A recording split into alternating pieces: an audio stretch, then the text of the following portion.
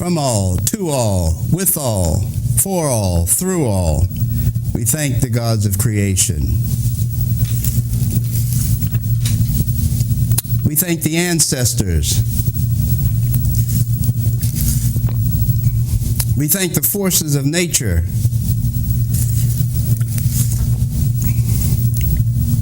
And we thank the earth. We thank them for their direction, their protection, their guidance, for keeping us, showing us, allowing us to know and enjoy life to its fullest, now and later. Black people that once loved with the slow march of time. Time was ours to hold in the soft, low-born chambers of our hearts. And once we, the Afro mommies and daddies of a sun world, would turn our strands of hair into antennas to tune in the juju madness and syncopated love rhythms of Africa. And we loved with time, and we took the time to love. And with the right time we loved, and we loved time after time. Will we ever love again? Will we ever love again? Will we really ever love again? Or will we just sit and rot away with the brighter tomorrows in the skag field, rat-cluttered halls of our minds? Black people, what y'all gonna do? Black people, what y'all gonna do? Will the real black people please stand up?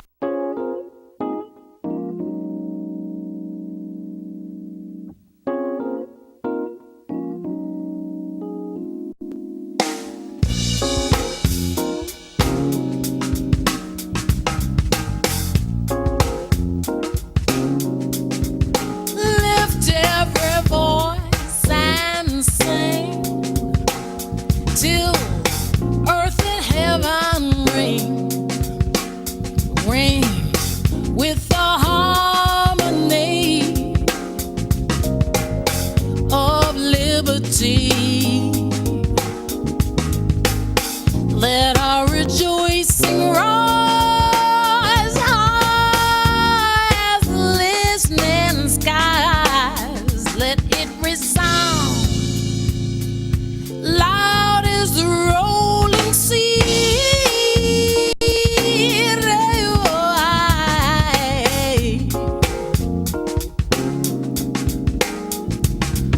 Sing a song full of the faith that the dark past has taught us.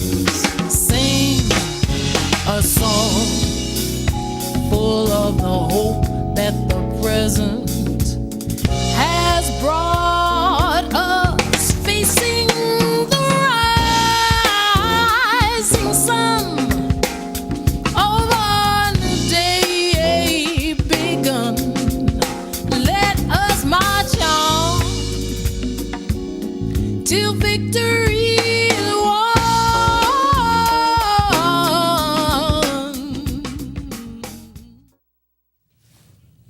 Jumbo Habari, and welcome once again to Our Story, the program that makes being black positive, relevant, desirable, and true to a lost nation in America, a program that speaks to the historic significance of the original people of the earth.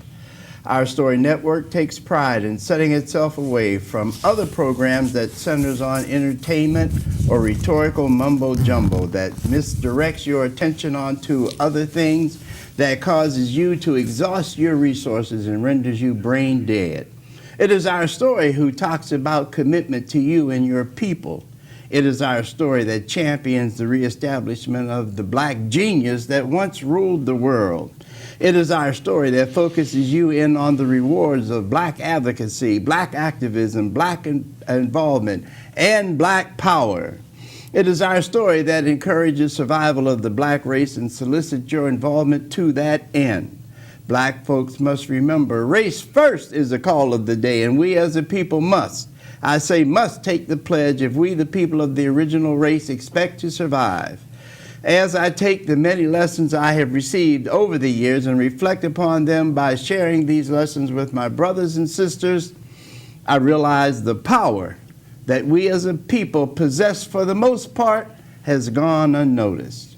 The masses of black folks who have been rendered lost and disenfranchised from the meaning and mission our creators intended for us to embrace is all but depleted. It is because of the mission and meaning of the life of our ancestors that I realize how blessed as black people we really are. What fascinates me are the many gifts I have been granted, which allows me to distribute the information onward to you. As always, that message begins and ends with the importance of blackness. Say it loud, I'm black and I'm proud.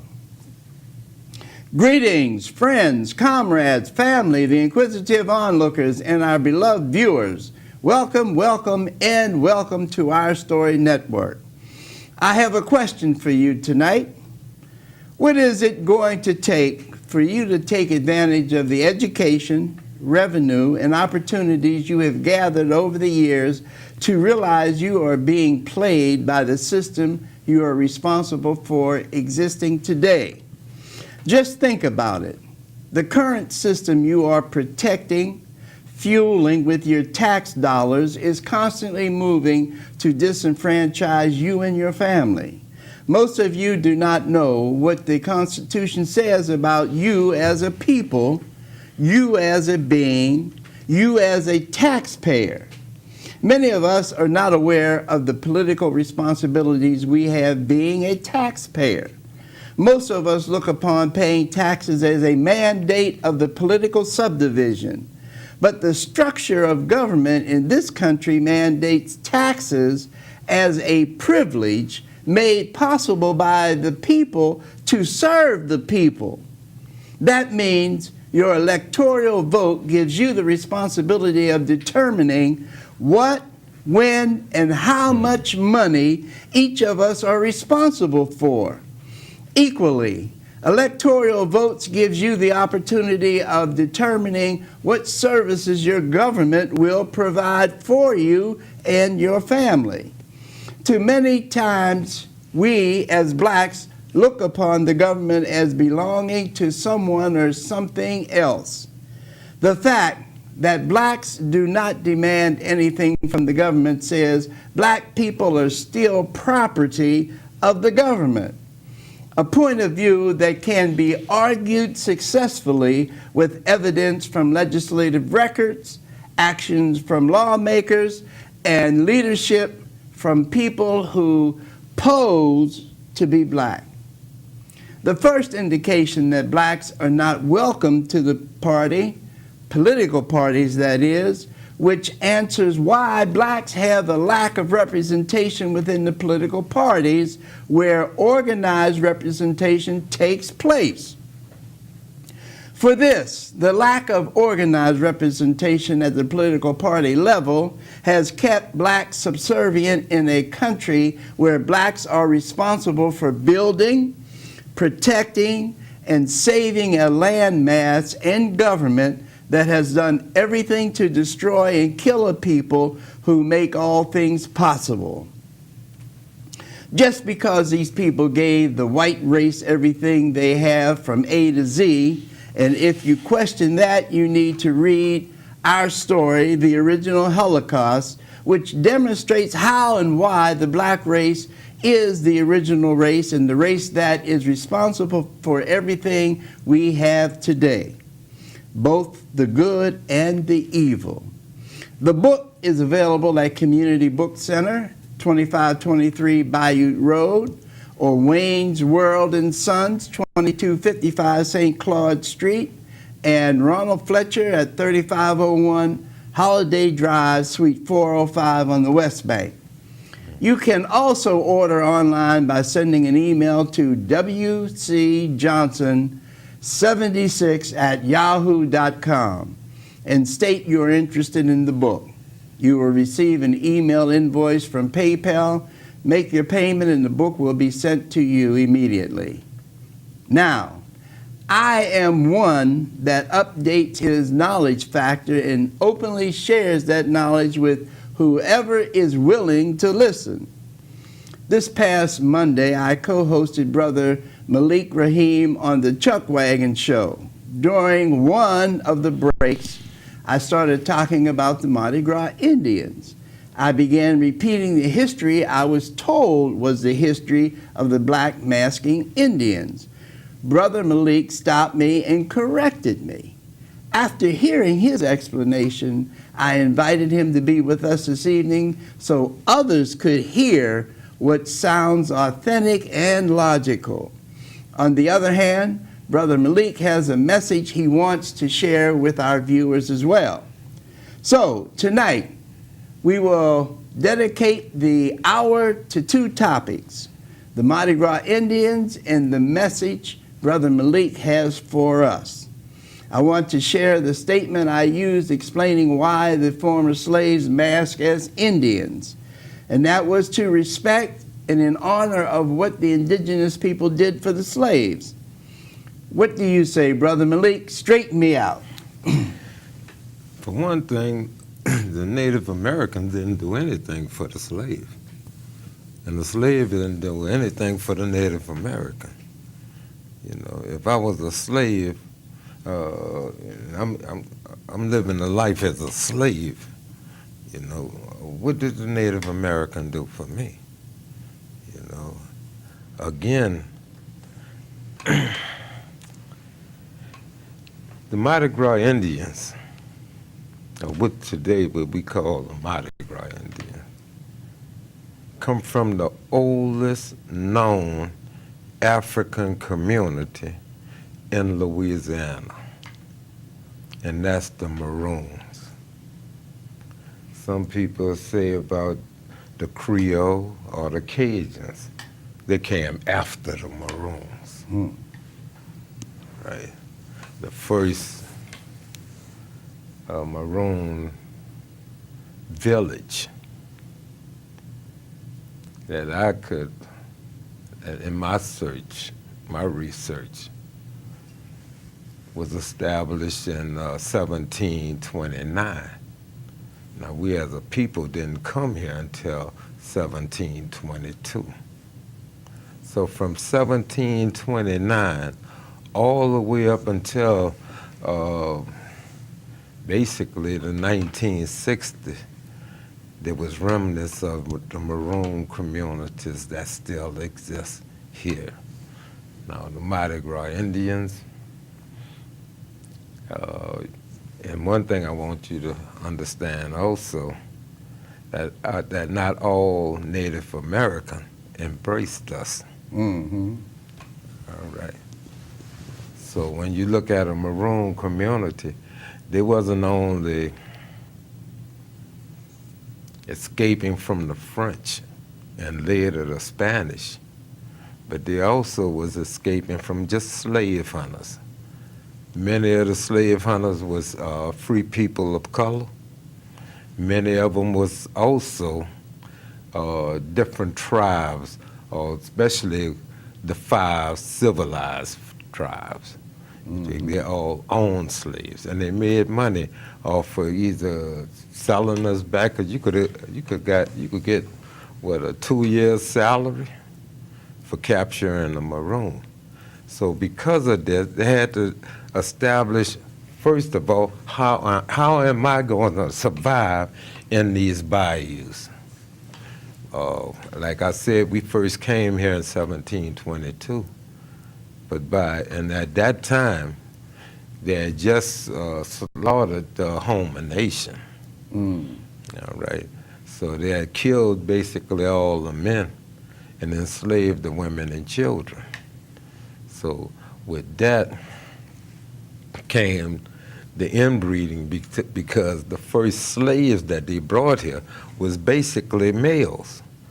You know, I mean, the slave ship left the west coast of Africa and then to Haiti, and then in Haiti, because at that time Haiti was it was the richest colony in the world. So in Haiti, they put off half of the slaves, most all the women, and then the troublemakers from Haiti, along with the troublemakers they was bringing them from the west coast of Africa, they sent over here, because that was classified as a death sentence, because the lifespan at that time of a slave that was brought to Louisiana was 5 years. You know, so because of this, first thing we had to do, we had to learn to adapt. We had to learn how to live in this environment. With that, we learned a lot of it from the Native Americans, especially, again, the Native American women and children. All right, so we learned certain ways of how we to live in the bayou, because you had some that as soon as they got off of that boat, the only thing was on their mind was their freedom. That never accepted slavery. That many of them always said, I would rather die in the bayou than to live as a slave. And when they established the Maroons, it was two types of Maroon, a petty Maroon and a grand Maroon. A petty Maroon is one that's just run off from a couple of days or less than 30 days. For him, he'd just get a whooping, put back to work. But for a grand Maroon, it was a sentence of death. You know, and so again, you had the Grand Maroons, and your Grand Maroons that lived in the bayous, they developed certain ways in order to avoid being captured. All right, and one of them was a way of living that called for a certain standard. Villages was basically temporary mobile. So when a village would move, and they covered everywhere from French settlement all the way to Galliano, was now at one time known as the land of the Maroons. You know, and through this came one of the leaders of the Maroon community, one of the greatest leaders, chiefs of the Maroon community, Juan Malo.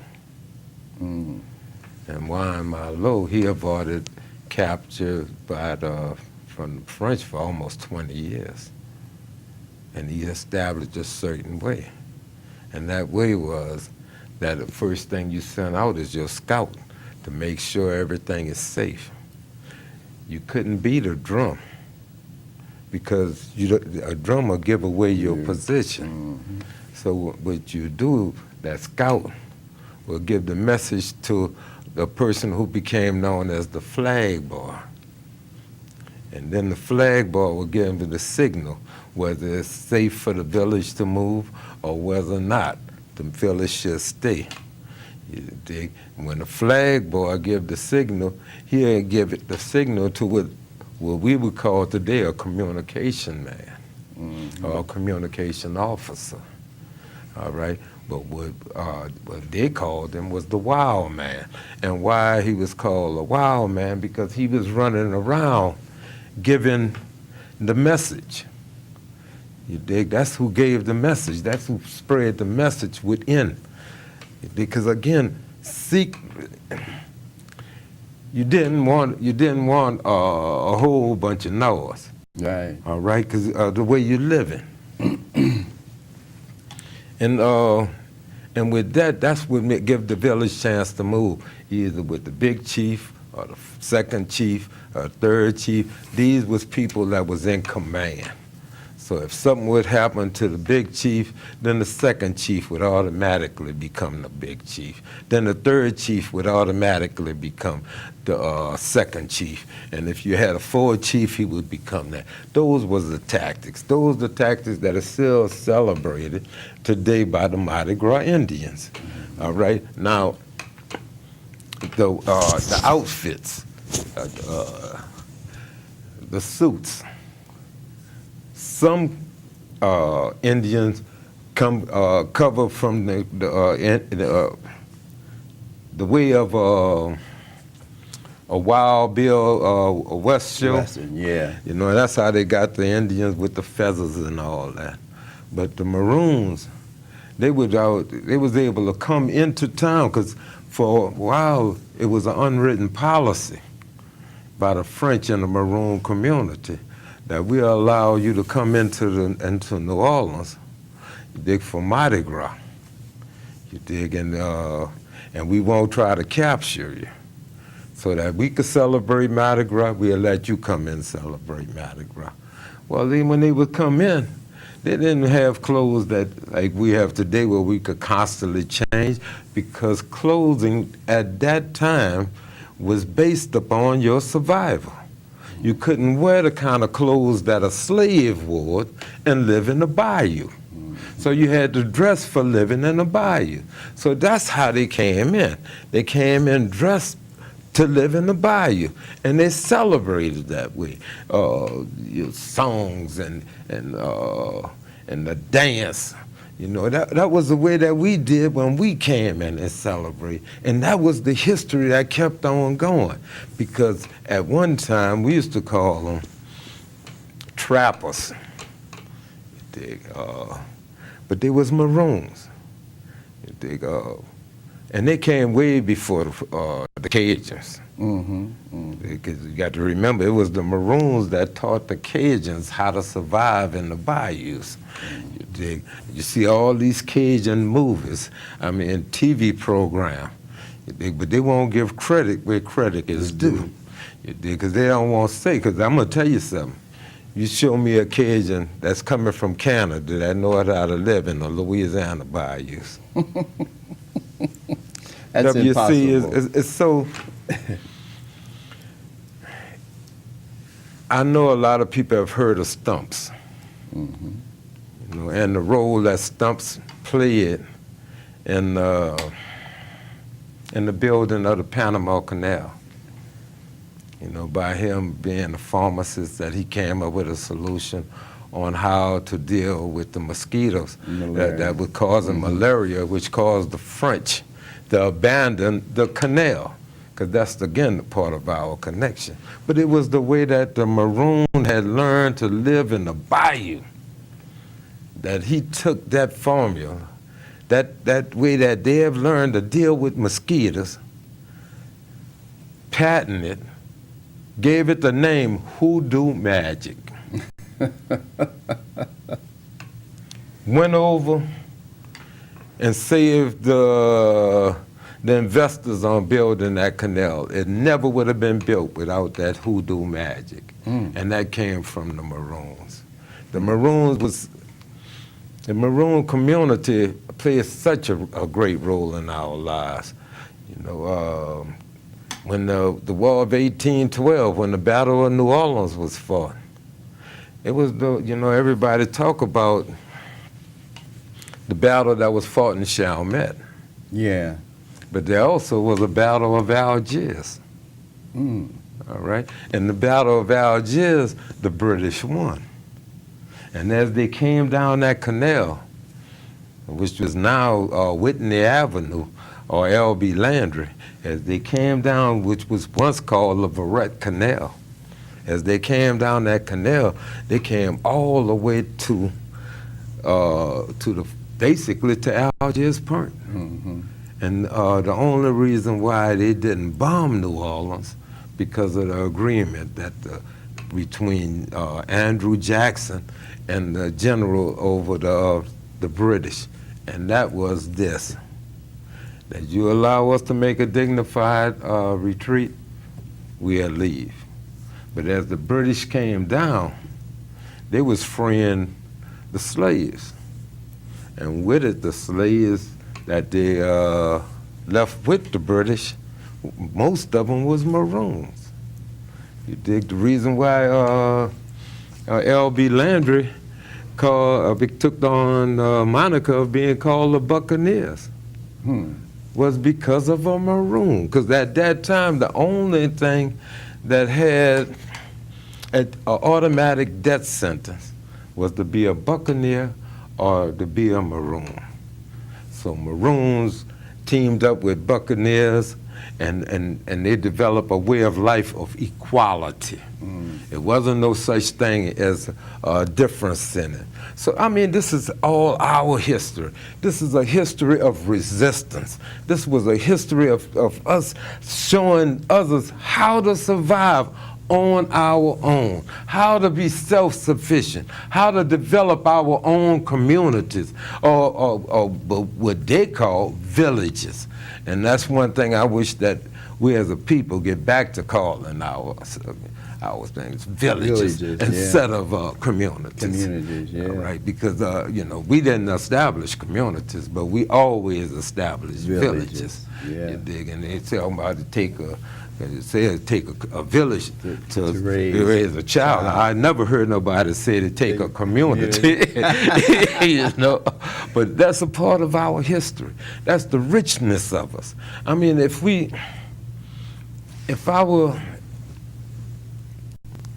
our kids, if our people really knew the history and knew what we had to go through, we wouldn't celebrate it as just being Mardi Gras Indians. We'll celebrate the greatness of our people, understanding that it's not just the Mardi Gras Indian celebration, but it's a celebration of Maroon heritage. And that's what we need to understand. How did the creation or the acknowledgement of the Creole community hamper what the Maroons have done? And would you consider that as possibly part of the reason why this particular history has not been kept in our community? Oh, yes. I mean, you know, it's the victor that determine, you know, the history that's going to truly be told. The of the wars, the victor, right. Yeah. And, you know, the last thing they wanted you to know, you know, is that, hey, you have a vibrant community that exists in those bayous, you know, I mean, and the role that they was playing, you know, and how, when, I'm gonna just, well, I got this train of thought. Okay, go right ahead. When the Battle of New Orleans was about to be fought and Andrew Jackson came down here, and I want you to remember what was the dynamics that was going on in that period, all right?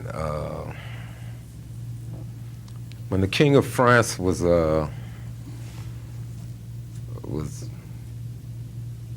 forced out of power, he was beheaded. And the first thing that they done in France after the revolution was ended slavery in all the French colonies.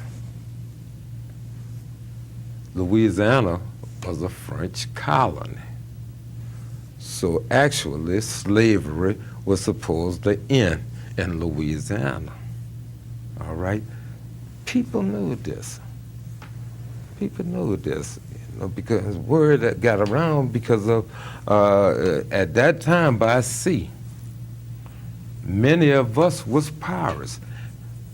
Thomas Jefferson feared because he estimated that 15% of the American sailors was black. So, you know, we got the word of what was going on. You know, we understood what James Somerset did as it sparked the revolution. And we understood what had happened with the invent of the cotton gin. You know, these are things that sparked the 1811 slave revolt. And as Brother Waters can tell you, that many of those that fought with Charles Dessalines in that revolt wasn't just slaves, but was Maroons. You know, I mean, it was the Maroons that were part of it that was able, when they crushed the revolt at the airport, that was able to still escape. because they knew the bayou. They knew the sea, which is the reason why Thomas Jefferson, when he became president, the first thing he did is put an embargo around Haiti to make sure that he end that Maroon and that Haitian movement and contact with each other. But we was here and we fought. Now, the 1811 slave revolt, we lost because of the fact that of superior arms, and we didn't know how to use them. We didn't have the ammunition, but that didn't happen in the Battle of New Orleans, in which the Maroons really fought on both sides. All right, because again, when Jackson came here, the French refused to fight because they felt like Napoleon had betrayed them by selling Louisiana to America. So he should have sold it to them. So they refused to fight. And Jackson said, I'll burn the city down. Won't fight, I'll burn it down. So the compromise was that they'll let a slave fight for them. Well, the slave wasn't going to fight just because of the fact he loved his master. You dig? He was promised his freedom. All right, so he went out and he fought on that side. Then you had Maroons fought on that side, and you had others that fought with the British, because both of them was promising freedom. Similar to the Confederates. Yeah. They promised freedom too. I want to open up the lines in case we have anyone that wants to get a 2 cent or 3 cents in. So we'll put that up now and let them know. And also, this is about at the halfway point, so I want to kind of switch gears and get in the conversation that you wanted to talk about so that our people will hear that. And we will definitely have you on again soon so we can continue that Maroon. Oh, anytime. And one of the things as I said about Juan Malo, when Juan Malo was captured, he was hung, and his head and his woman's head was cut off and put on spikes, because at that time, that's what they used to keep our community in fear. Yeah. And it happened on June 19th. So one of the things that we're pushing for now is the remembrance of Juan Malo and the Maroon community. So this June 19th, we'll be holding a celebration for the life and death and the legacy of Juan Malo and the Maroon community. It's going to be held in Algiers, and the reason why we're holding it in Algiers, because Algiers is the oldest black community or African community in Louisiana. All right, because there's been an African presence in Algiers ever since 1722. So we're going to hold it there, and we're going to hold it exactly in the area where the first slave pen was established. So we're planning on holding it there. We, from now until then, we'll be speaking about the Maroon community and the legacy of Juan Malo. So that's a part of it, so that we can understand that there's nothing to be ashamed of. Right. That the spirit of the Maroons still live, and it live well within many of us. Because anyone that has taken upon the ideology that we can make it on our own, and I just took upon the spirit of the Maroon. That's right. So we need to understand that. Yes, indeed. And the second part of it is that, as you know, I'm one of the original founding members of the Louisiana chapter of the Black Panther Party. Right. I held the highest position in the party here. I was in a shootout with the police here. And for this, I've always been blackballed. You know, I never could receive the recognition, especially because of the work that I was doing to free 3 of my comrades. That later became known as the Angola 3. You know? And for this, we have launched a campaign called Dispelling the Myth of Black Pantherism. You know, and with it,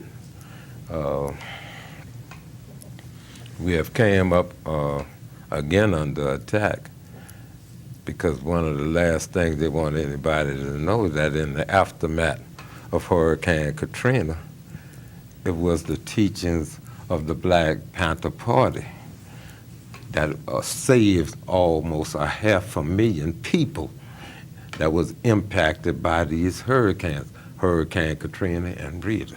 The reason, by that, I'm talking about common ground. Yes. You know, because common ground, even the name common ground came from Robert King Wilkerson. Robert King, he's the one who named it. And from a solitary confinement cell, Herman Wallace sent thousands of volunteers to New Orleans to come down and work with us.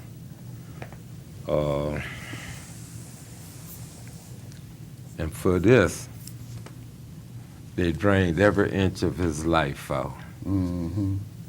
I mean, couldn't nobody tell me.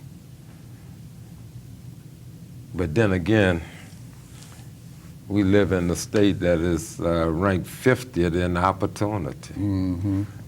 But we also live in a state that is ranked first in incarceration. Exactly. So again, you know, it is there.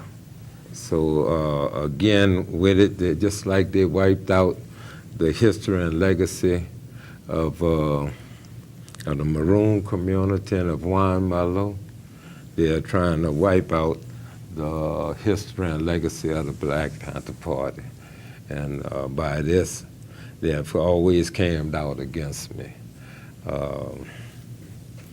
When we first said about those vigilantes in Algiers-Park, no one would believe it. When we first said about Gretna closing its borders to us, that if you didn't have a Jefferson Parish ID, you was quarantined in New Orleans. Nobody believed it. Everybody look at why Kaepernick, the football player, took the knee. Man, you don't know how much that touched my heart.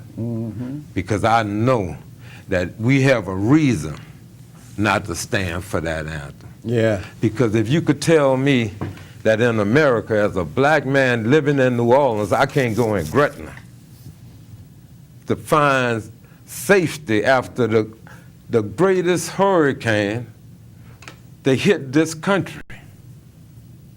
In the night, what, over 1,600 people died. And you can tell me that in America, I could be denied access to another part of America simply because of the color of my skin. You know, yeah. I mean, and for this, and exposing it. Yeah. I'm gonna expose it all the way until I see something happen. I had to pay it that cost. There has, I don't believe there has really been an accurate accounting of the number of people that actually died here in New Orleans because of the flooding. Well, I wouldn't say, I wouldn't, I'm not as concerned of those that had died because of the flooding.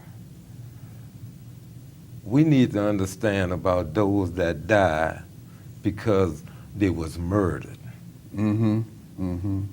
And that's true too. We need to understand, you know, how many of us died by questionable means, Yeah.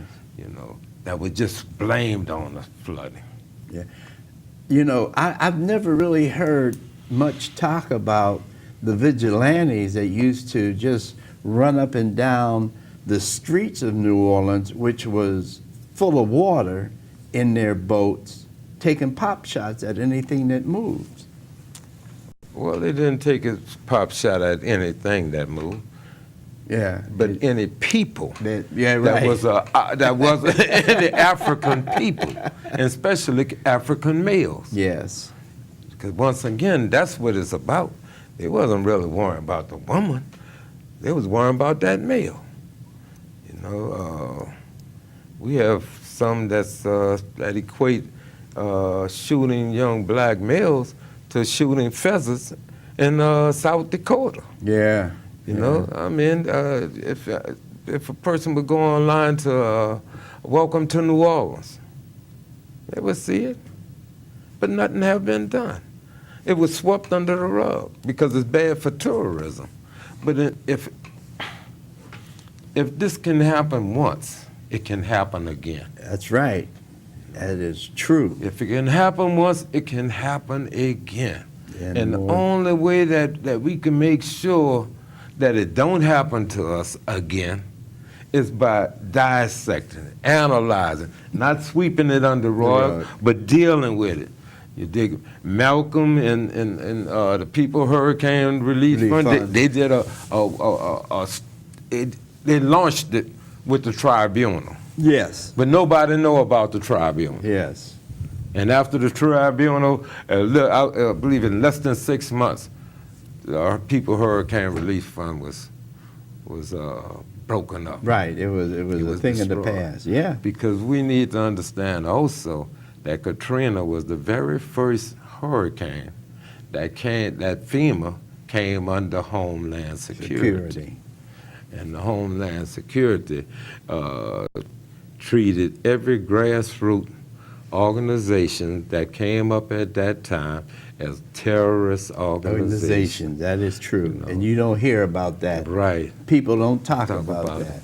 No, because we don't forgot about it. Yeah. We're people that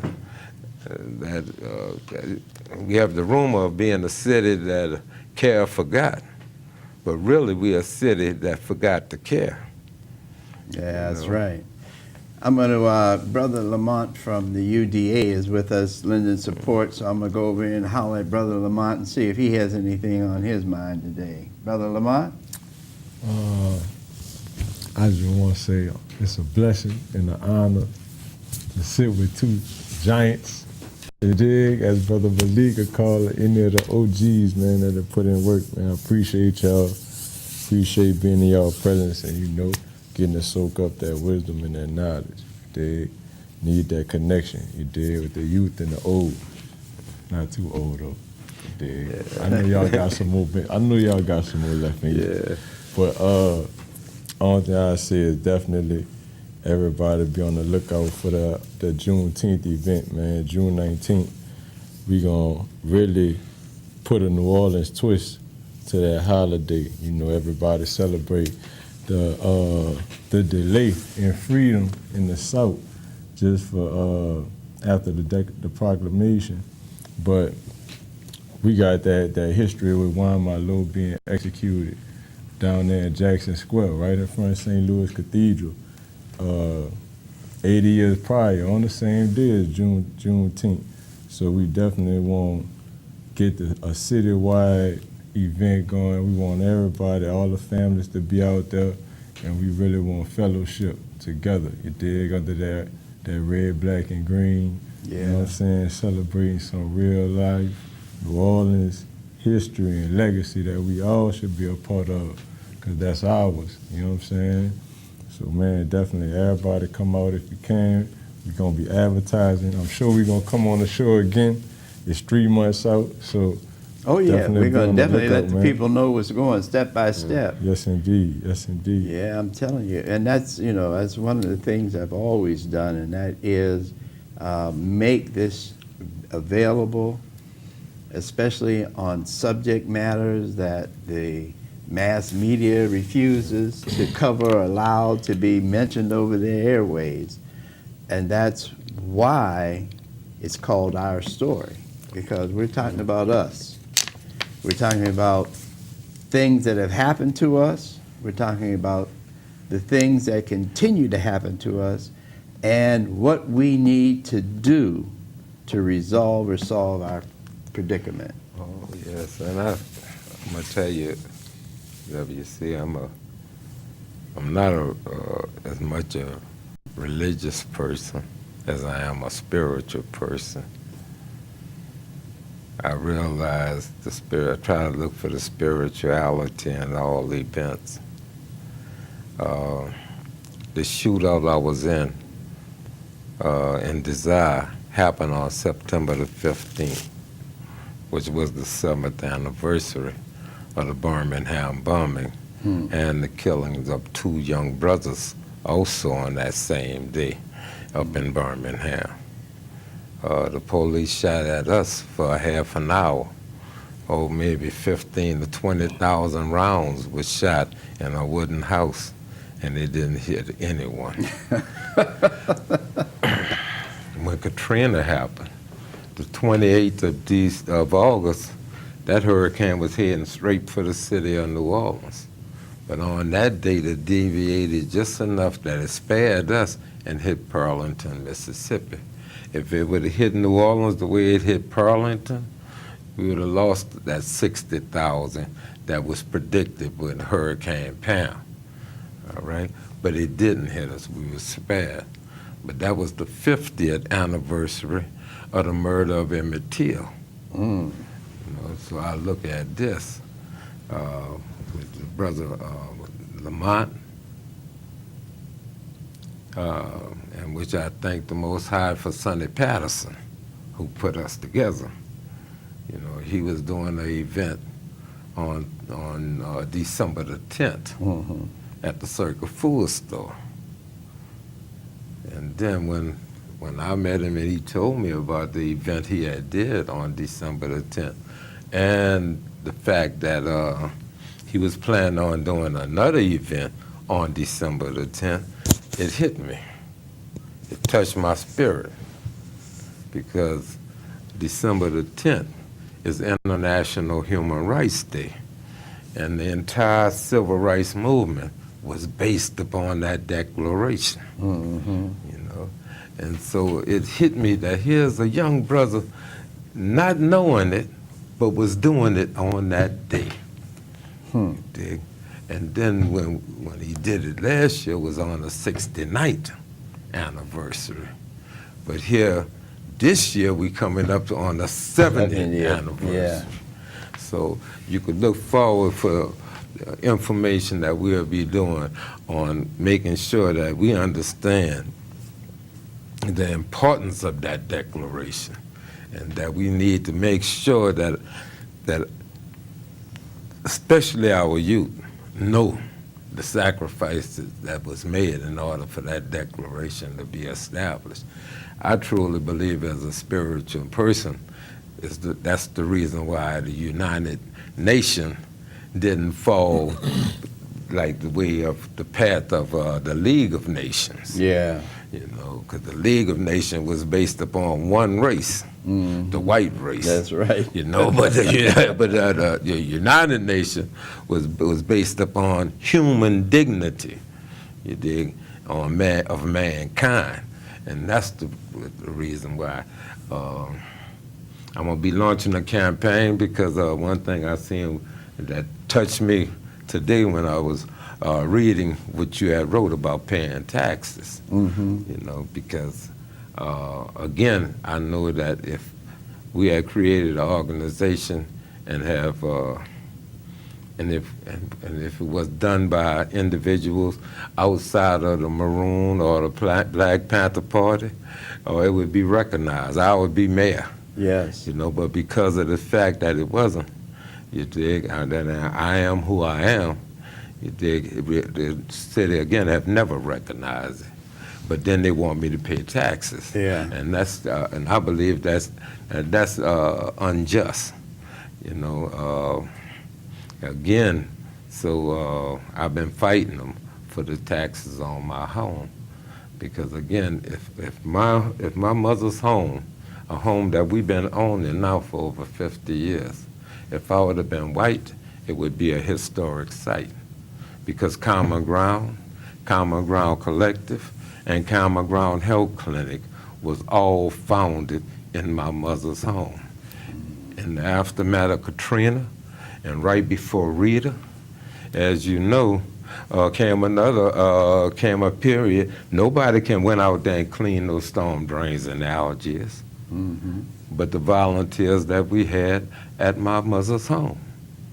You know, we cleaned well over 300 storm drains, which is the reason why Algiers didn't flood.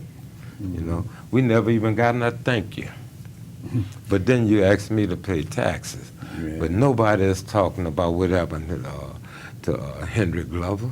Nobody's talking about what happened on that Danziger Bridge. Nobody's talking about those vigilantes. But again, or what happened in Gretna, you know. But you can forget those, but you can't forget that I owe you some taxes. That's right. That's right. know.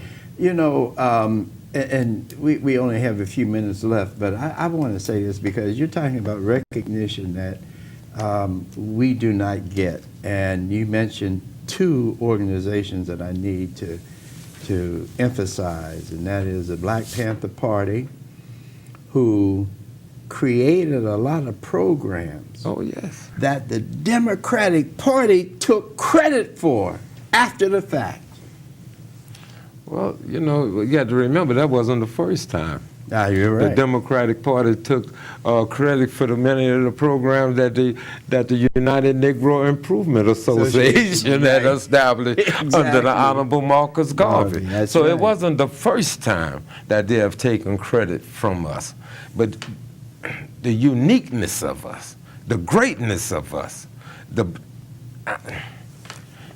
listen, nobody is more blessed than a descendant of a slave. I'm telling you. And there's no one more blessed. And telling I'm going to tell you that if we, and if we get away from that hype that it take all of us, because then we're in utopia. Yeah. And I don't believe in utopia. But I do believe that if those of like minds can come together, put together their petty differences. Yeah. You dig? And work for the harmony of us, because I'm going to tell you something. We have more in common than we have in disregard for each other. Yeah, right? you're right. Because in fact, one thing that we got to remember, our survival as a people is based upon. And either we're going to be known as a people that have shown their greatness and their blessing and have stand up, or we're going to be known as being the fools of mankind. Yeah. And I refuse to be known as anybody fool. Yes, indeed. You're so right. You know, one of the things that in the book that I wrote, Our Story, the Original Holocaust, is the fact that we have a problem recognizing our own greatness as well as recognizing who we are. We're the original people of this earth.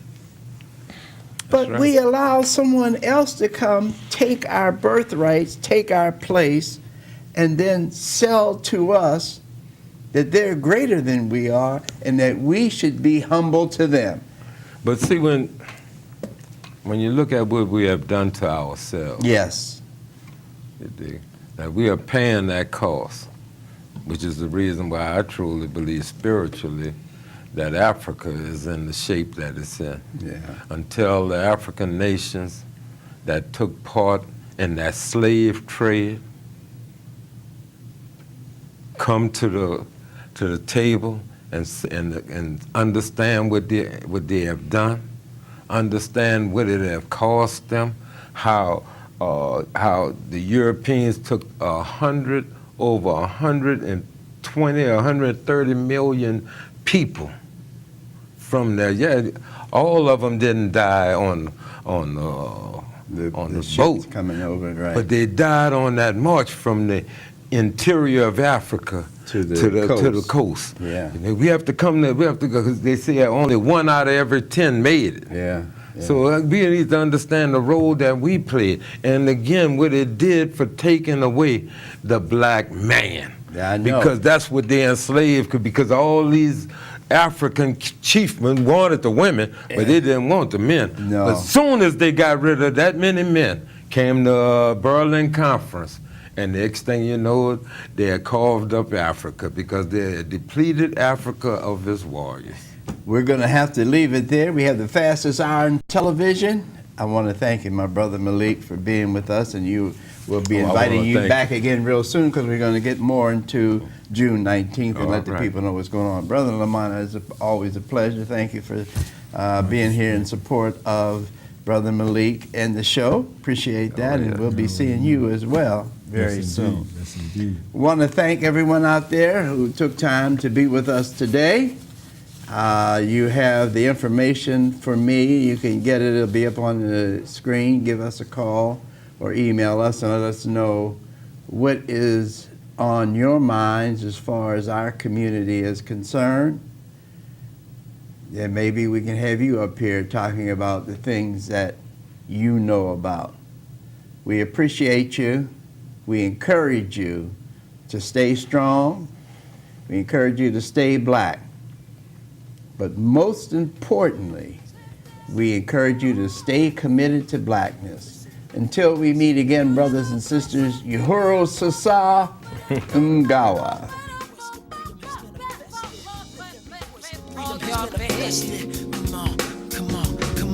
Sing a song, full of the faith that the dark past has taught us. Sing a song, full of the hope that the present has brought us. Facing the rising sun, of our new day begun. It's a new day. Let us march on till victory is won. Till victory is This is won. victory music. Come on, I hope you feel it.